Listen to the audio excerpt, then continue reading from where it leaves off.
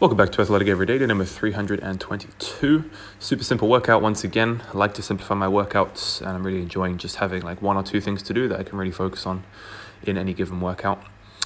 So what you're seeing here is a couple of two-step approach jumps to start off. I find that when I do shorter approaches, my mechanics actually, they look a little bit better. I'm able to get into a slightly deeper range of knee flexion.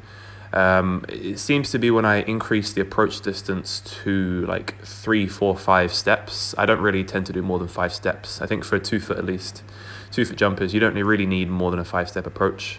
Anything more than that, and I think that the extra steps can kind of be a hindrance, especially with the timing. But anyway, when I start to add in extra steps, I feel like I'm not able to take advantage of the extra speed that I'm hitting my my plant and block step with, and I'm sort of just not bouncing off of the floor in the same way as I would when I'm doing a 2-step approach.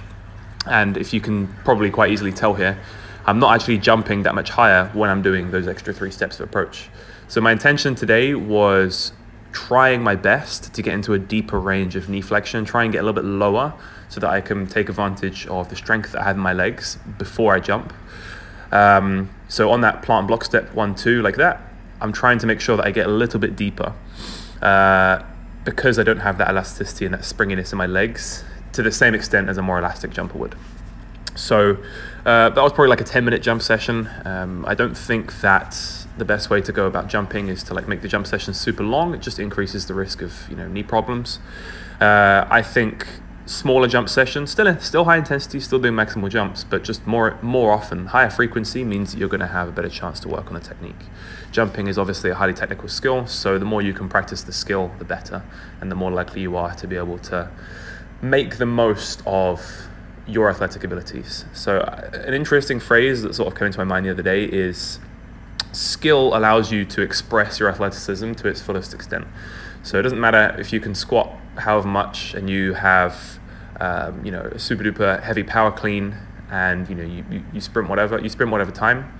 If you can't express that with the right technique with your jumping, you're always going to be limited by how high you can jump. Well, in the case of jumping anyway. Then moving on to some lunges, walking lunges. I like walking lunges, but for some reason, man, I don't know why. When I don't do lunges for an extended period of time, or I don't do any single leg work for an extended period of time, my glute medius and like my outer hip, all of the muscles around that area, the external rotators of the hip, they're absolutely on fire the next day. I don't know why. Maybe it's because, well, they're obviously working to an extent that they're not being used in every other aspect of my life when I don't do single leg exercises, but this was literally just 2 sets, or 2 top sets with 60 kilos. This was probably something like 15, 20 reps, whatever it was there and back. Didn't count the reps.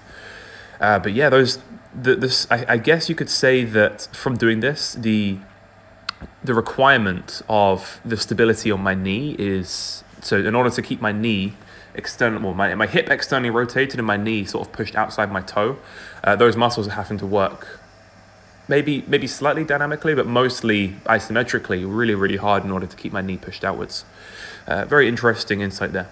So yeah, that was the lunges. And then I finished up with, I don't know why I decided to do calf raises in this manner.